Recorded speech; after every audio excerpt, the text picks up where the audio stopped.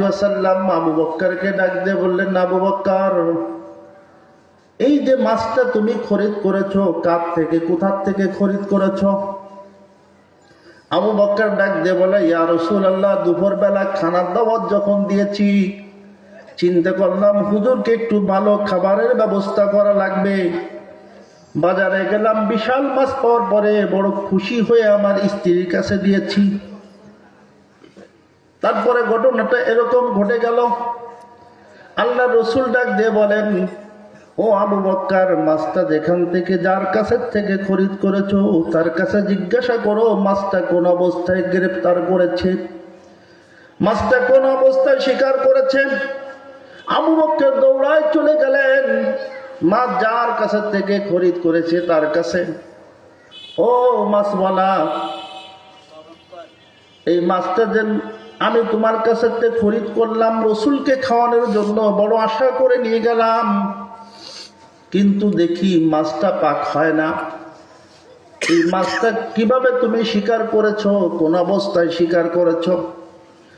দিন ভরে জাল বাঁধছিলাম, মাছ শিকার করার জন্য চেষ্টা করতেছিলাম, গোটা দিন চলে গেল, মাছের কোনো খবর হলো না। আল্লাহ রসুলের উপরে দুরূদ পড়তেছিলাম, সাল্লাল্লাহু আলাইহি ওয়াসাল্লাম, সাল্লাল্লাহু আলাইহি ওয়াসাল্লাম, সাল্লাল্লাহু আলাইহি ওয়াসাল্লাম। যখন দুরূদ পড়তেছিলাম, মাছটা হঠাৎ করে নৌকার কাছে চলে আসলো। মাছ যখন কাছে চলে আসলো, আমি হাতখানা বাড়াই দিলাম, মাছটা ধরে নিয়ে আসলাম, বাড়িতে বড় খুশি হয়ে চলে আসলাম।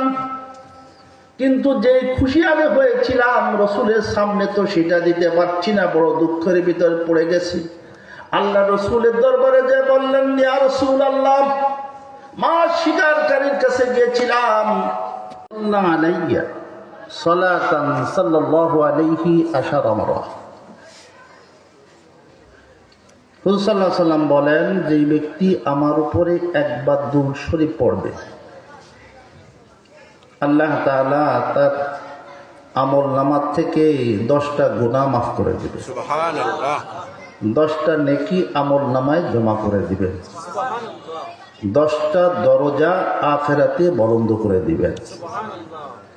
তো দুরূদ শরীফ আমরা যখন নবীর নাম শুনবো, যেটা শরীভাবে আছে সেখানে না, যেমন আযানের ভিতরে আশহাদু আন্না মুহাম্মাদুর রাসূলুল্লাহ, আজানে বলে কি বলে না, ওইখানে মুয়াজ্জিন সাল্লাল্লাহু আলাইহি ওয়াসাল্লাম পড়বে না।